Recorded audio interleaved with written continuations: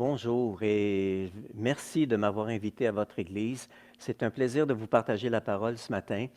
Et je vous encourage à prier pour votre pasteur parce que vous savez, avec cette situation de pandémie, la tâche a été beaucoup plus ardue et probablement que votre pasteur a travaillé beaucoup plus d'heures à chaque semaine et je suis convaincu qu'il fait un bon travail. Gardez-le en prière, encouragez-le dans ce sens-là. Ce matin, je voulais vous partager quelque chose. Un passage de Jésus qui dit « Je vous donne ma paix » et je veux parler ce matin des pensées qui nous volent sa paix. Pardonnez-moi, je vais enlever ça. Vous savez, j'aimerais vous parler des inquiétudes. D'où viennent les inquiétudes? On pense souvent que les inquiétudes viennent des situations qui nous arrivent. Et on essaie de changer les situations. Et trop souvent, on a développé le réflexe de chercher la paix au mauvais endroit. C'est-à-dire, on croit que la paix va venir lorsqu'on va être en contrôle de la situation. Et en réalité, la paix vient en faisant confiance que Dieu est en contrôle de la situation. C'est très différent. Très souvent au cours de notre vie, on a essayé de calmer les inquiétudes, les craintes qu'on avait dans le cœur en prenant le contrôle. On essaie de contrôler les gens, on essaie de contrôler les situations en espérant se sentir mieux, de dire « Ah, je suis au-dessus de mes affaires ». Et ce matin, c'est ce que j'aimerais vous parler, des inquiétudes. Regardons ensemble un passage vraiment intéressant qui va nous permettre de lancer notre discussion ce matin. Jésus, dans Jean chapitre 14, verset 27, ici je le lis dans la Bible Sommaire, il dit « Je pars, mais je vous laisse ma paix » ou « la paix ». C'est ma paix que je vous donne. Je ne vous la donne pas comme le monde la donne. C'est pourquoi ne soyez pas troublés, n'ayez aucune crainte en votre cœur. C'est vraiment intéressant, c'est vraiment un beau passage. Jésus dit, je vous laisse un cadeau, je vous laisse avec un cadeau la paix de l'esprit, la paix du cœur. C'est un cadeau que Jésus nous a donné à chacun d'entre nous, de ne pas être troublé, puis de ne pas avoir de crainte dans notre cœur. C'est notre héritage, c'est notre privilège. Alors, si nous avons peur ou que nous sommes troublés, c'est parce que nous nous sommes permis de l'être. Nous avons donné la permission à l'anxiété de voler notre conscience du prince de la paix qui ne nous quittera pas, qui ne nous abandonnera pas. Donc, ce matin, je veux parler de l'anxiété à propos du lendemain qui nous vole notre paix. C'est pour ça que je l'ai intitulé « Les pensées qui nous volent notre paix ». On va regarder 5 vérités que Jésus nous a enseignées dans une histoire vraiment intéressante. Donc, Jésus a dit que certaines pensées ne devraient pas être acceptées, devraient être plutôt rejetées. L'apôtre Paul en parle lui-même dans la deuxième épître aux Corinthiens au chapitre 10, verset 15, je vous lis rapidement. Il dit « Nous renversons les raisonnements et toute hauteur qui s'élève contre la connaissance de Dieu. Nous amenons toute pensée captive à l'obéissance du Christ. » Donc, il y a certaines pensées qui doivent être tenues captives, sinon elles vont nous rendre captifs. Et on doit les mettre en prison, sinon c'est elles qui vont nous emprisonner. Et ici, juste avant d'aller plus loin, Jésus dit, « Je vous donne ma paix, je ne la donne pas comme le monde donne. C'est pourquoi ne soyez pas troublés et n'ayez aucune crainte dans votre cœur. » Donc, Jésus nous donne un conseil vraiment important. Je vous donne cette paix-là, c'est pourquoi n'allez pas vers l'inquiétude, la crainte, ainsi de suite. Et cette paix que Jésus nous a donnée, c'est à nous maintenant. Si on l'a perdue, on a à se poser la question, mais où est-ce que j'ai perdu ma paix? Qu'est-ce que j'ai laissé entrer dans mon cœur qui a remplacé cette paix que Jésus m'a donnée? C'est mon héritage, ça m'appartient. Lorsqu'on a perdu la paix, ce n'est pas que Dieu nous a enlevé la paix et l'a reprise. C'est qu'à quelque part, nous avons laissé quelque chose remplacer cette paix-là. Regardons ensemble un passage ou une histoire vraiment intéressante. On parle de différentes vérités. On va en voir 5 ce matin. Très terre à terre. La première vérité, c'est que c'est déraisonnable de s'inquiéter. Jésus enseigne ici dans Matthieu 6, au verset 25 et les versets qui vont suivre. « C'est pourquoi je vous dis, ne vous inquiétez pas de ce que vous mangerez et boirez pour vivre, ni ce dont vous habillerez votre corps. La vie n'est-elle pas plus que la nourriture et le corps plus que le vêtement? Ici, Jésus nous invite à remettre les choses en perspective. Il nous parle de la vie. Donc ici, ce que Jésus est en train de dire, la vie est importante, notre corps, le corps que Dieu nous a donné est important. Ces choses-là sont plus importantes que tout ce qui va meubler autour. Ce sont des choses, ce sont des trésors. Et ici, déjà dit Dieu, Jésus dit, c'est déraisonnable de s'inquiéter, puis on va voir pourquoi. On continue. Et ici, Jésus utilise deux exemples de la nature, les oiseaux, les fleurs. Regardez, au verset 26, les oiseaux du ciel. Ils ne sèment pas, ne moissonnent pas, ils ne ramassent rien dans des greniers, et votre Père céleste les nourrit. Ne valez-vous pas beaucoup plus qu'eux? Jésus nous invite à remettre les choses en perspective et à prendre conscience de notre valeur aux yeux de Dieu, la vie et le corps qu'il nous a donné. Et ici, je pourrais dire, ici Jésus parle premièrement des oiseaux, les oiseaux du ciel. J'aimerais apporter un autre exemple. Prenez l'exemple d'un bébé, d'un petit enfant, un jeune bébé. Il ne va pas s'inquiéter pour ce qu'il va manger le lendemain. Avez-vous vu un bébé s'inquiéter, se mettre à pleurer et de dire, est-ce que je vais pouvoir manger demain? Qu'est-ce que va être, de quoi va être fait le lendemain, si je peux le dire ainsi. Donc, il ne va jamais s'inquiéter, comment je vais faire pour changer ma couche? Est-ce que je vais réussir à l'école? Quel métier je vais exercer? Honnêtement, si un bébé s'inquiétait pour ces choses-là, on se poserait des questions sérieuses sur sa santé mentale, parce qu'on sait qu'un bébé ne s'inquiète pas. Donc, en tant que parents, on tient leur vie entre nos mains. Et de la même manière, Dieu tient notre vie entre ses mains. Donc, le bébé n'a encore rien fait, mais ses parents sont prêts à tout pour lui. Et ça, c'est vraiment intéressant. Donc, si c'est déraisonnable pour un bébé de s'inquiéter, c'est déraisonnable aussi pour nous de s'inquiéter de la même manière. Continuons dans le texte. Et on arrive à ce fameux passage au verset 27. Qui de vous, par ses inquiétudes, peut ajouter un instant à la durée de sa vie? Ou dans la version Louis II, qui de vous peut ajouter une coudée, cette longueur? Imagine marcher. La longueur d'une coudée, on la marche en une fraction de seconde. Qui de vous peut ajouter une fraction de seconde à sa vie en s'inquiétant? En réalité, la question à se poser, est-ce qu'on réalise que Dieu n'a besoin d'aucune aide pour s'occuper de notre lendemain, de notre avenir? Dieu n'a besoin d'aucune aide. Et il n'a pas non plus besoin de nos inquiétudes. Donc, non seulement c'est inutile, parce qu'ici, la deuxième vérité, c'est que de s'inquiéter, c'est inutile. Et c'est ce que Jésus nous montre. Qui de vous, par ses inquiétudes, va ajouter une fraction de seconde à sa vie? Personne, c'est ça la réponse. Donc, non seulement c'est inutile, mais en plus, c'est dommageable pour notre santé de s'inquiéter de cette manière-là. Donc, en plus que je dirais même en plus, c'est en dehors de notre juridiction, c'est-à-dire, ce n'est pas notre mandat. Donc, nous n'avons aucun pouvoir en ce sens. Dieu ne nous accorde aucun pouvoir en ce sens que par mes inquiétudes, je m'inquiète du lendemain, comment je vais faire, que je vais rallonger la durée de ma vie. Pas du tout. En réalité, ça revient à mal utiliser notre temps puis à dépenser notre énergie pour rien. J'ai juste une citation que j'ai trouvée intéressante. Je vous la cite telle quelle. L'inquiétude amène la vieillesse avant le temps. Autrement dit, l'inquiétude raccourcit notre vie, nous amène dans la vieillesse beaucoup plus rapidement qu'autrement.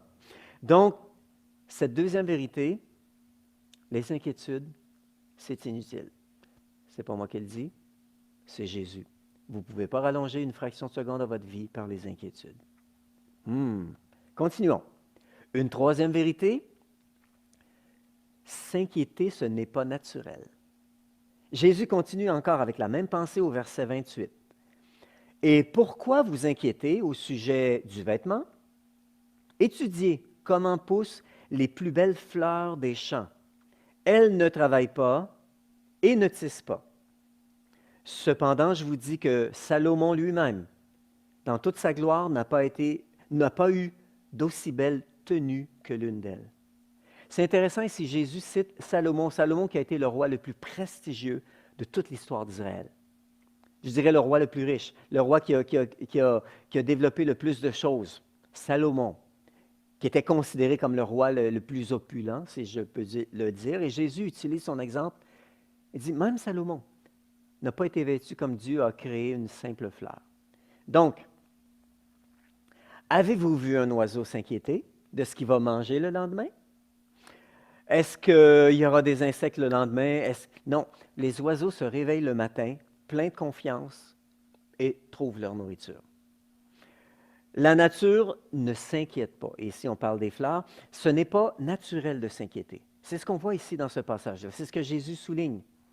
Il prend l'exemple de la nature. Autrement dit, lorsqu'on lit ça, on voit clairement que Dieu ne nous a pas créés pour nous inquiéter. S'inquiéter, pour moi, c'est comme voir le lendemain comme si notre Père céleste n'existait pas. Ça ressemble à ça, s'inquiéter. Ça revient à moi. Comment je vais faire? Comment je vais me débrouiller? Qu'est-ce qui va m'arriver? Alors, c'est comme si je regarde le futur sans la présence de mon Père céleste qui est rempli de bonté. Donc, c'est de s'imaginer un monde sans notre Père céleste qui prend soin et qui pourvoit nos besoins. J'ai lu une autre citation que j'ai trouvée intéressante concernant l'inquiétude. L'inquiétude est une mauvaise utilisation de l'imagination. On s'imagine plein de scénarios qui n'arriveront jamais. Je me souviens d'avoir lu un texte d'un homme politique du passé qui a vécu, je ne me souviens pas même si c'était Churchill, mais qui disait « J'ai eu beaucoup de problèmes dans ma vie, mais la majorité ne sont jamais arrivés. » Sous-entendant, je m'inquiétais pour rien. Je me faisais des images, des scénarios qui ne sont jamais arrivés. Donc, troisième vérité, s'inquiéter, ce n'est pas naturel. L'inquiétude, c'est une mauvaise utilisation de notre imagination. Simple, mais quand on ne prend pas le temps de regarder ces textes-là, c'est ce qu'on voit ici, dans ce texte-là. On continue. Une quatrième vérité que Jésus a voulu vraiment nous enseigner. Il continue, donc il parle de l'herbe des champs, qu'une simple fleur est encore plus belle que tout ce que Salomon a essayé de créer comme opulence, comme vêtements, ainsi de suite. Et Jésus continue en disant, si Dieu habille l'herbe des champs, qui existe aujourd'hui et qui demain sera jeté au feu, donc qui existe pour un temps court, ne fera-t-il pas bien plus volontiers pour vous? Ne le fera-t-il pas bien plus volontiers pour vous, gens de peu de foi? Ne vous inquiétez donc pas et ne dites pas, que mangeons-nous? Que boirons-nous? Avec quoi nous habillerons-nous? On voit ici une troisième vérité vraiment importante. S'inquiéter, ce n'est pas nécessaire. S'inquiéter, ce n'est pas nécessaire. Donc, si Dieu prend soin des oiseaux, si Dieu prend soin des plantes, s'ils sont précieux pour lui plutôt, s'ils n'ont pas à s'occuper du lendemain, alors si Dieu prend soin des plantes, des fleurs, à plus forte raison, il va prendre soin de ceux pour qui il a sacrifié son Fils. Pour toi, il a sacrifié son Fils. Et ce matin, à travers ce texte, il est en train de te dire, de s'inquiéter n'est pas nécessaire parce qu'il prend soin de toi. Donc, une autre citation que j'ai trouvée intéressante concernant l'inquiétude, les soucis tuent plus rapidement que le travail. Ils se tuent au travail, une expression qu'on utilise quelquefois, mais les soucis tuent plus vite encore. Et j'aimerais vous ramener dans le passage de Romains chapitre 8, verset 31. Ce n'est pas à l'écran, mais je vais vous le lire. Romains 8, 31. Que dirons-nous donc de plus? Si Dieu est pour nous, qui sera contre nous? L'apôtre Paul est en train de dire, il n'y a rien à ajouter à ça. Si Dieu est pour nous, qui sera contre nous? Et il continue en disant au verset 32, « Lui qui n'a pas épargné son propre Fils, mais l'a donné pour nous tous, comment ne nous accordera-t-il pas aussi tout avec lui? » Ce que l'apôtre Paul est en train de dire, c'est que Dieu a payé un prix tellement élevé pour nous réconcilier avec lui, la vie de son Fils. Ce n'est pas une fois que nous sommes sauvés qu'il va s'arrêter de prendre soin de nous. Ce n'est pas à la moindre incartade ou à la moindre petite erreur que Dieu va nous abandonner, disant « Ah, tu ne le mérites pas ». Au contraire, il jugeait qu'on le méritait alors qu'on était pécheurs. À plus forte raison, l'apôtre Paul dit « Puisqu'il a sacrifié son Fils, ce n'est pas maintenant qu'il va s'arrêter de prendre soin de nous ou de nous considérer comme ayant vraiment, vraiment de la valeur. » Tu as vraiment de la valeur aux yeux de Dieu ce matin. Dieu veut se préoccuper de toi. Et il a déjà payé un prix tellement élevé qu'il n'est pas prêt à s'arrêter au milieu de la route. Il ne va pas s'arrêter en chemin. Il veut t'amener à bon port. Il veut s'occuper de toi. Il veut s'occuper de tes situations. Il veut que tu places ta confiance en lui et non dans tes propres moyens. Quatrième vérité, s'inquiéter, ce n'est pas nécessaire. Une cinquième vérité que je trouve aussi très intéressante. S'inquiéter, ça ressemble à de l'incrédulité. Versets 32 et 34. En effet, tout cela, les choses qu'on vient de voir tout à l'heure, qu'est-ce que je vais manger, qu'est-ce que je vais boire, de quoi je vais être vêtu, etc. En effet, tout cela, ce sont les membres des autres peuples qui le recherchent. Remettons ça dans le contexte. Jésus est en train de parler aux Juifs, le peuple de Dieu. Et Jésus leur dit, s'inquiéter pour ça, c'est ceux qui ne sont pas le peuple de Dieu, qui ne connaissent pas Dieu, qui le font. Et il continue. Or, votre Père céleste sait que vous en avez besoin. Ne vous inquiétez donc pas du lendemain, car le lendemain prendra soin de lui-même. À chaque jour suffit sa peine. Oswald Chambers avait dit, « S'inquiéter revient toujours à pécher. Nous pensons que s'inquiéter, c'est un indicateur de notre intelligence, de notre prévoyance, mais c'est l'indicateur que nous sommes pécheurs. Parce que s'inquiéter vient de notre détermination de faire les choses par nous-mêmes à notre manière. Et c'est exactement ce qu'on faisait lorsque nous étions sans Dieu. Je me souviens un jour, quelqu'un m'a dit, « Gaëtan, est-ce que tu crois en Dieu? » Et j'ai répondu, je n'étais pas croyant à ce moment-là, et j'ai répondu automatiquement, « Bien sûr que je crois en Dieu. » Mais ma notion était, Dieu fait ce qu'il veut de son côté, moi, je vis ma vie à ma manière, c'est moi qui décide. C'était ça ma notion de, oui, je crois en Dieu, je crois que Dieu existe, mais qu'il n'a pas aucune implication dans ma vie. Et ça, Oswald Chambers disait, s'inquiéter, ça ressemble à ça, puis finalement, c'est comme les pécheurs, en réalité. S'inquiéter, c'est de rechercher mon propre intérêt et non ce que mon Père a prévu ou bien ce qu'il désire pour ma vie. C'est de désirer voir accomplir mes plans et non de permettre à Dieu d'accomplir sa volonté. En réalité, les inquiétudes sont un indicateur de qui est en contrôle de ma vie. Comme je l'avais mentionné au début, on a trop souvent développé le réflexe, l'habitude de calmer nos inquiétudes en prenant le contrôle d'une situation. Et Jésus nous dit, la paix va venir en réalisant que Dieu est en contrôle de la situation. Les inquiétudes sont un indicateur de qui est en contrôle de ma vie. L'incrédulité, c'est le péché qui peut nous empêcher d'entrer au ciel. On a vu ça dans la parole de Dieu. Je ne veux pas dire que s'inquiéter va nous empêcher d'entrer au ciel, absolument pas. Mais Jésus dit que s'inquiéter, ici, c'est de l'incrédulité. Donc, s'inquiéter, comme on avait vu tout à l'heure, s'inquiéter, c'est déraisonnable. S'inquiéter, ce n'est pas naturel. S'inquiéter, c'est inutile. S'inquiéter, ce n'est même pas nécessaire. C'est de l'incrédulité. Prenons une grande respiration, laissons entrer ces vérités dans notre cœur. Mais voici, en terminant ce que Jésus raconte, voici la solution. Et c'est ce qui est le plus important. ce n'est pas le diagnostic qui est le plus important pour soigner une maladie, c'est seulement la moitié. Lorsqu'on a diagnostiqué, on peut dire, OK, maintenant, voici comment on va traiter. Le plus important, c'est la solution. Voici ce que Jésus apporte comme solution. Le verset 33, toujours dans ce même passage dans Matthieu chapitre 6. Recherchez d'abord le royaume et la justice de Dieu, et tout cela vous sera donné en plus. Je suis conscient que beaucoup d'entre nous, on a souffert suite à la pandémie de la COVID-19. Certains ont perdu leur emploi, certains ont été au chômage, donc ont eu des pertes de revenus, des réductions de revenus. Certains autres, vous êtes entrepreneurs et vous vous posez des questions, comment je vais faire pour m'en tirer? Comment je vais faire pour la survie de mon entreprise? Il y a beaucoup de situations comme cela. Et quelquefois, on croit que j'ai le droit de m'inquiéter parce que il y a une situation qui est anxiogène, il y a une situation qui apporte l'inquiétude. Et à quelque part, si on veut réellement mieux réfléchir, on a besoin d'aller chercher ce que Dieu veut nous communiquer.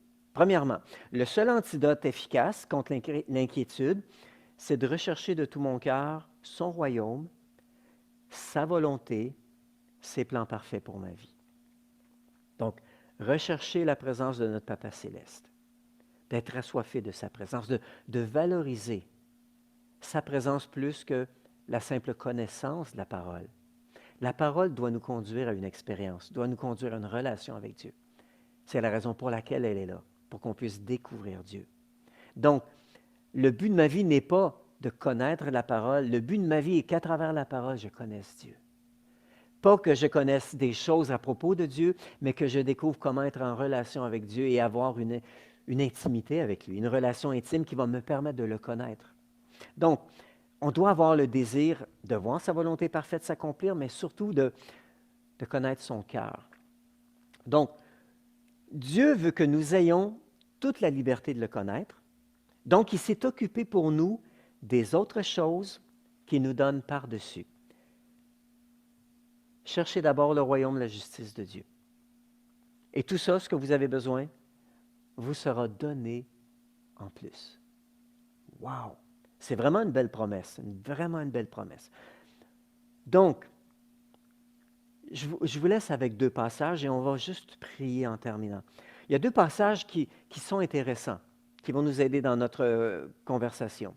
Dans Jean, chapitre 17, verset 3, qui est ce qu'on appelle la prière sacerdotale, Jésus nous dit, « La vie éternelle, c'est qu'ils te connaissent, toi, le seul vrai Dieu, et celui que tu as envoyé, Jésus-Christ. » La vie éternelle. Oh, je pensais que la vie éternelle, c'était de me sauver de l'enfer. Je croyais que la vie éternelle, c'est qu'un jour, je puisse être dans la présence de Dieu.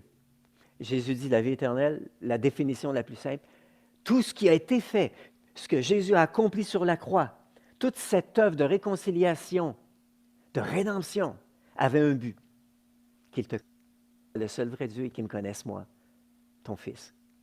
C'est le but de la rédemption. C'est le but du salut de Jésus, de son sacrifice sur la croix, que nous puissions connaître Dieu. Et c'est en connaissant Dieu qu'on va pouvoir être en mesure de mieux saisir sa paix. Au début, nous avons lu ce passage dans Jean chapitre 14, « Je vous laisse la paix, je vous donne ma paix. » Je ne la donne pas comme le monde donne. Donc, que votre cœur ne soit pas troublé. Ne laissez pas l'inquiétude troubler cette paix, prendre la place de cette paix. Donc, lorsque vous perdez votre paix pour une raison quelconque, vous avez des inquiétudes, arrêtez-vous un instant, posez-vous la question, Seigneur, où est-ce que j'ai laissé ma paix? Qu'est-ce que j'ai laissé entrer dans mon cœur qui a remplacé la paix? Que peut-être Dieu ne sera pas au rendez-vous?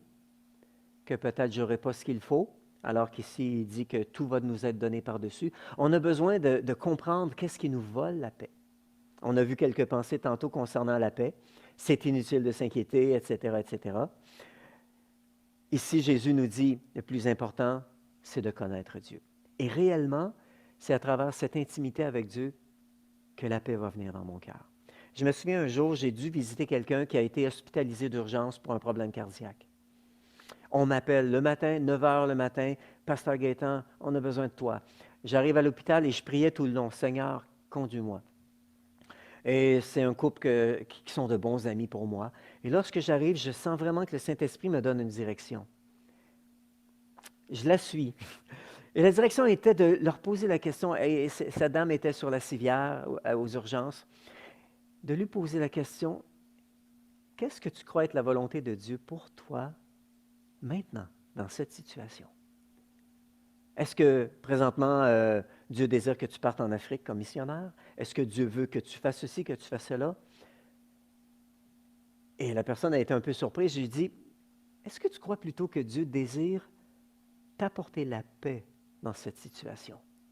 La réalisation, la conscience qu'il est là, qu'il prend soin de toi, qu'il est avec toi. Alors j'ai dit, veux-tu, on va prier dans cette direction-là. Ça fait bizarre. Je n'ai pas prié que Dieu restaure son cœur, j'ai prié pour la paix. C'est ce que je ressentais. J'ai prié pour la paix, que cette paix-là, cette dame puisse vraiment la vivre, puisque Jésus nous dit, je vous la donne, c'est à vous, ça vous appartient. On a prié dans ce sens et puis je suis reparti. Et 30 minutes plus tard, peut-être, mettons 35, je reçois un appel pour dire, « Hé, Pasteur Gaétan, on nous a donné le congé de l'hôpital. Les gens ont vérifié, puis tout est revenu à la normale, ils ne comprennent pas, il n'y a rien à faire. Vous n'avez pas d'affaires ici, rentrez chez vous. » Ils étaient complètement étonnés. La paix de Dieu. La paix, ce n'est pas juste un mot encourageant, ce n'est pas juste une notion accrochée dans les nuages qu'on ne comprend pas. La paix, c'est une personne, c'est la présence de Dieu dans notre vie. Je termine avec un passage, Romains 14, verset 17. L'apôtre Paul explique ce que c'est le royaume de Dieu. Tantôt, on a vu Jésus explique c'est quoi la vie éternelle. L'apôtre Paul explique aux Romains c'est quoi le royaume de Dieu. Il dit, en effet, le royaume de Dieu, ça c'est dans Romains 14, 17, c'est la justice, la paix, la joie par le Saint-Esprit. Autrement dit, le royaume de Dieu va se manifester dans notre vie. Et un tiers de cette réalisation du royaume de Dieu, c'est la paix. L'autre tiers, la joie. L'autre tiers, c'est d'être considéré juste devant Dieu par le sacrifice de Jésus. Un tiers du royaume de Dieu, calculons-le comme ça, c'est la paix. Wow! Voulez-vous, on va prier pour cette paix-là? Pour la paix de Dieu. Fermons nos yeux un instant. Mettez votre main sur votre cœur. Mettez votre main sur votre cœur. Et disons, Seigneur Dieu, je viens de comprendre quelque chose. Seigneur, la paix, c'est une personne. Jésus, je viens de comprendre que tu dis clairement que tu m'as donné cette paix. Elle m'appartient, c'est mon héritage. Et si je ne l'ai plus, c'est que j'ai permis à autre chose de prendre la place. Alors, je prie pour chacun de ceux qui m'écoutent. Viens, Saint-Esprit, maintenant, nous révéler dans nos vies ce qui nous vole cette paix. Et viens, Saint-Esprit, déverser à nouveau cette paix. Seigneur Dieu, Papa Dieu, viens déverser dans nos vies cette réalisation que tu es là, cette conscience de ta présence, que tu es bon, que tu veux prendre soin de nous et que tout ce qu'on a besoin pour la vie, tu veux nous le donner par-dessus et que nous, tu nous invites à juste rechercher ton royaume, ta présence, ta justice. Et toi, tu vas t'occuper du reste. Alors, Père, je prie par ton Saint-Esprit de venir déverser la paix dans le cœur de chacun de ceux qui t'écoutent. Et que suite à cette paix céleste que tu viens déposer dans nos cœurs, que tu puisses les diriger, que tu puisses leur révéler ce que tu mets à leur disposition, que tu puisses révéler tes plans parfaits pour nous, que tu puisses révéler les stratégies, que tu puisses révéler des directions pour que nous marchions dans ta pleine volonté. Ta pleine volonté, c'est de prendre soin de chacun d'entre nous. Alors merci Saint-Esprit de déverser ta paix dans nos cœurs. Et je te prie dans le nom de Jésus. Amen et Amen. Amen. Que Dieu vous bénisse abondamment. Passez une belle semaine. Ça a été un plaisir d'être avec vous ce matin. Soyez bénis.